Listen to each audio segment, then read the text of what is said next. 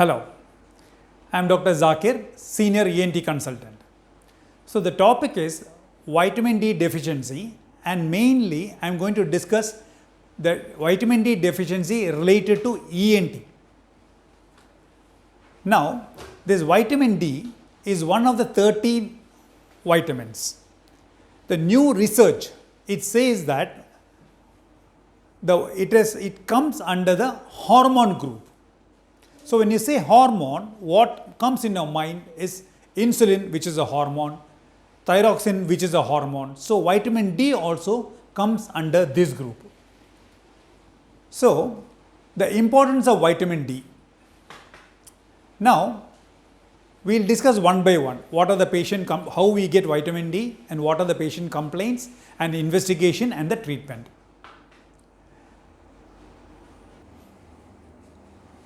A balanced diet, it contains the following things: carbohydrate, proteins, fat and vitamins. See, this carbohydrate, proteins, fat, it reaches each and every part of the cell, and it is getting converted, and it helps in the formation of energy. So, for the normal mechanical change, which is called as the metabolism, so for more normal chemical change or metabolism to take place, you need normal level of vitamins and minerals. Now, when I say vitamins, I am going to discuss, or I am going to tell you mainly only about vitamin D, which is one among the 13 important vitamins. So, the vitamin D, the normal requirement per day is approximately 400 international units. And now, coming to the source of vitamin D. So, we get vitamin D from two sources. One is sunlight and another one is food items. What are the normal functions of vitamin D? See, vitamin D has got so many important functions. Let me mention a few. One, to start with, it helps in the absorption of calcium from intestine. So, calcium has got so many important functions, the main being formation of bone. The second one important function is it enhances, the vitamin D enhances the immune system. Immune system protects our body from any foreign material which tries to attack our body. So, for the normal function of the immune system, normal vitamin level is very important. And coming to allergy, let it be any form. In fact, if you ask me, allergy is one part of immune system. So, to decrease our allergy, decrease the level to any allergen, it is very important that our vitamin D level is normal. And not only that, normal vitamin D level, it helps us for regulation of blood pressure, improves cardiovascular health.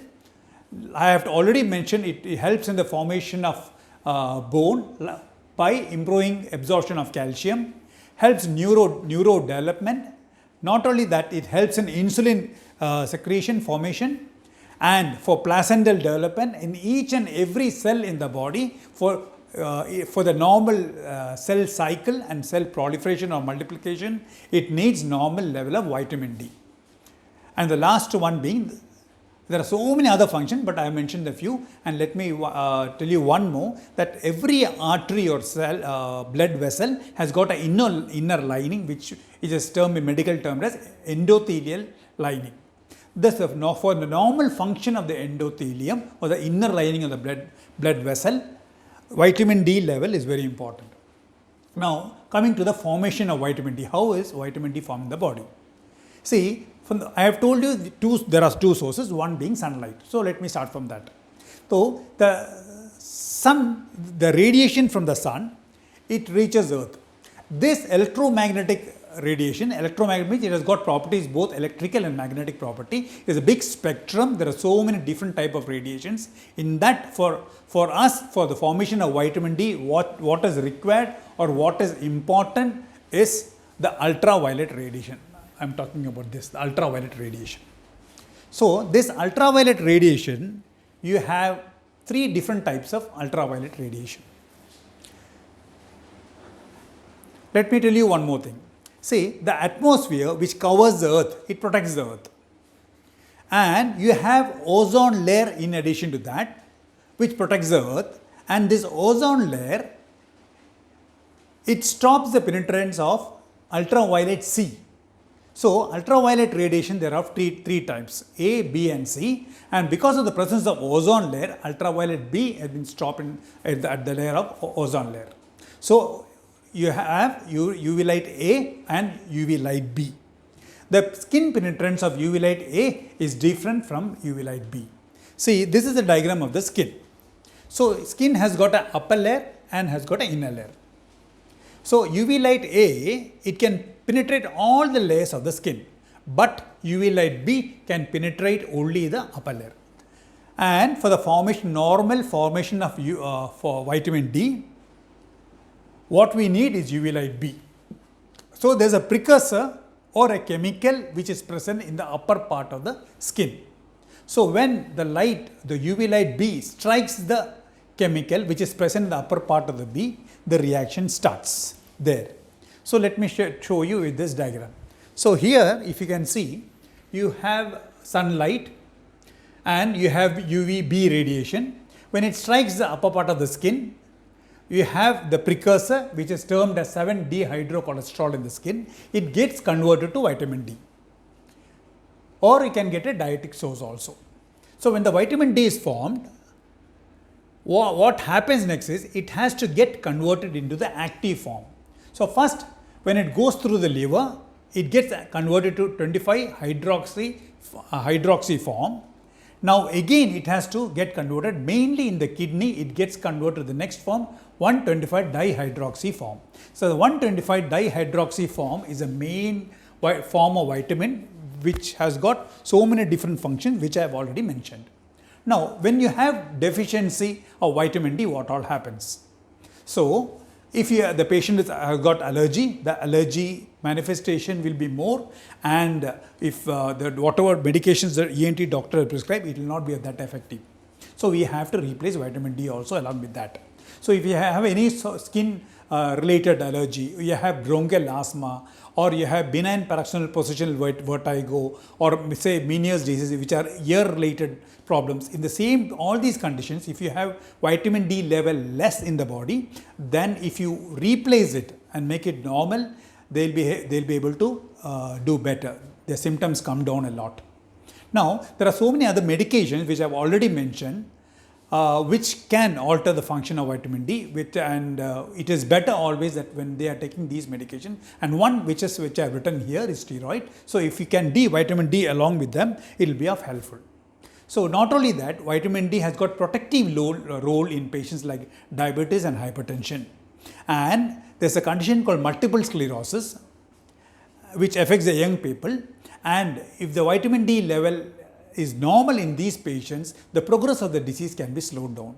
Now, there is something called cognitive impairment, means the patient activity as related to the brain, his thought and his activities, his temper, everything will be normal if there is a normal level of vitamin D. I will tell you about this in detail when you come to other complaints also. Now, why some of them they have vitamin D deficiency? Let us see the causes. So, I have already mentioned that vitamin D, the source being sunlight and food items. So, when the sunlight, you are not exposed to sunlight, vitamin D levels will go down. Likewise, you are not taking the food which contains high level of vitamin D, your vitamin D formation is going to come down. The first one, limited sun exposure.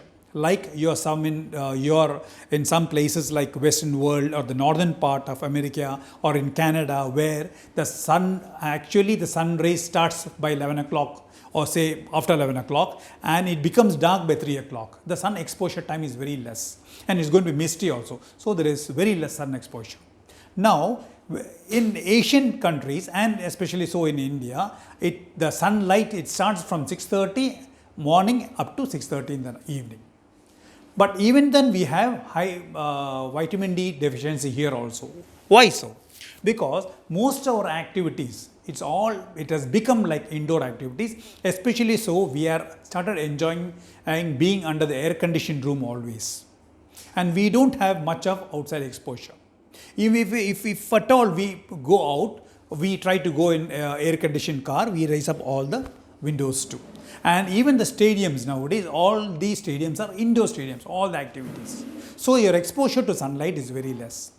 The next reason may be, maybe the person is going out regularly in the sun, but for some religious reason, they cover up the whole body, so the sun ray doesn't touch the skin. That being another reason. There are so many other reasons. Let me tell you a few. In dark skinned people, those who are taking less food items which contains high level of vitamin D, or they have kidney problem or intestinal problems or liver problems, or they are obese patients, these persons can have less formation of vitamin D. And some of them, the overuse sunscreen, and the last being air pollution, and because of that you have less exposure to sunlight. Now, there are some drugs which when taken, we usually add a vitamin D also. If suppose vitamin D is less, the effectiveness of the drug may come down. Let me list a few. Few being like anticonvulsants, those medications which are given to prevent fits, and those medications which are given to treat tuberculosis, and anti-cancer drugs, antifungal drugs, and steroids. These are just a few.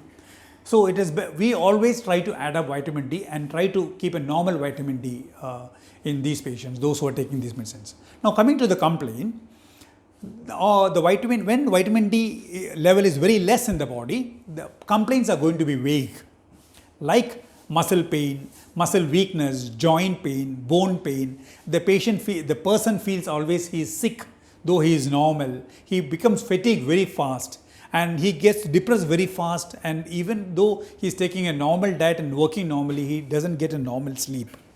So these are the normal complaints.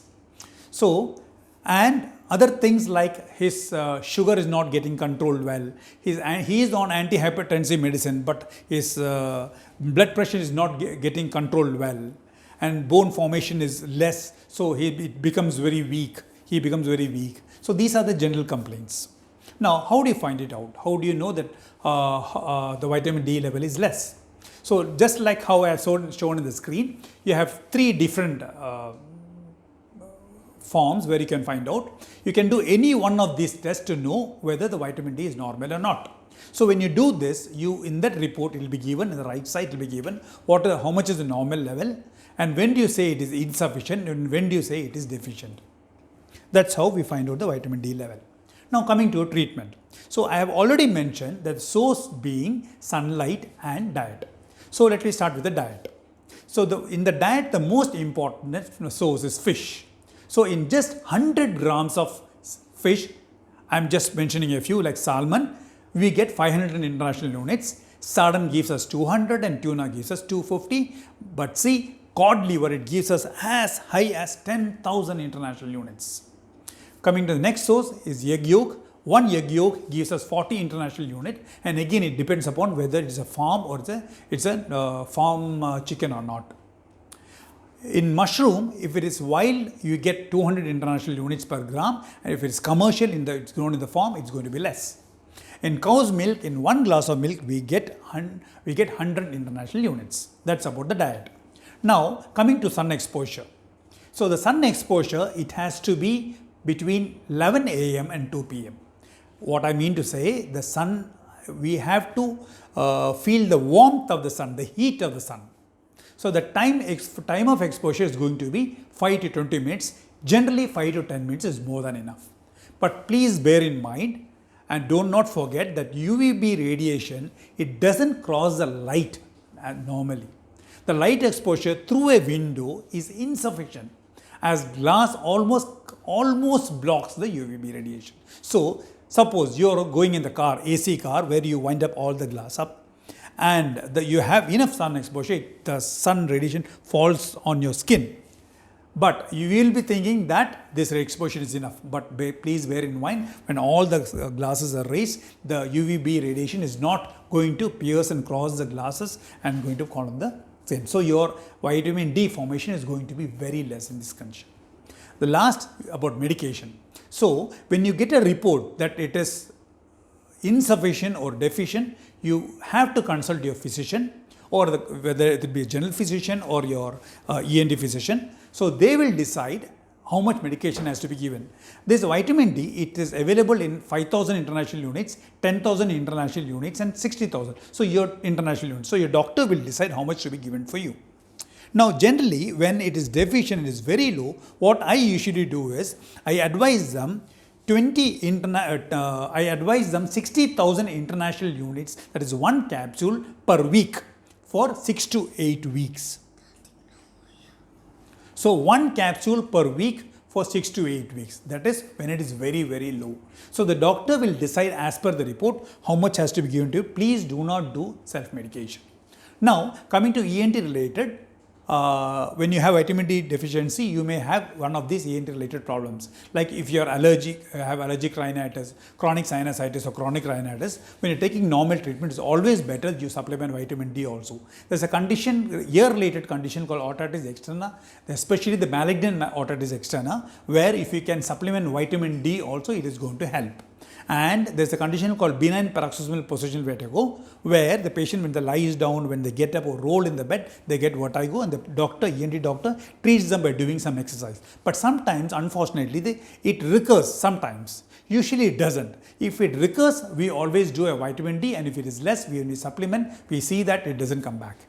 Then thyroid related diseases also can produce this problem. So it is better to replace vitamin D. Not only that, there are some patients who get recurrent attacks of infection, maybe in the sinus, maybe in the ear, maybe in the adenoids, maybe in the tonsils. So that means he's getting recurrent infections. That means his immunity level is not normal. So I have already mentioned vitamin D level is very important for normal function of immunity. So we have to replace that also. Now, so my advice will be, suppose the vitamin D level is less, always, instead of doing a self-treatment, it is always better that you go meet your physician, and they will decide how much vitamin D is needed for you and for how much duration. Why I am telling you this is, suppose you have your intake of vitamin D is more, it is one form of vitamin that which is not water soluble. So if you happen to take too much of vitamin D also, that is problematic. It can lead to hypervitaminosis, where we have still more other complaints too. So your treatment has to be proper. So it's always better you meet your doctor, and he will advise you how much medication to be taken and for how long. Thank you so much.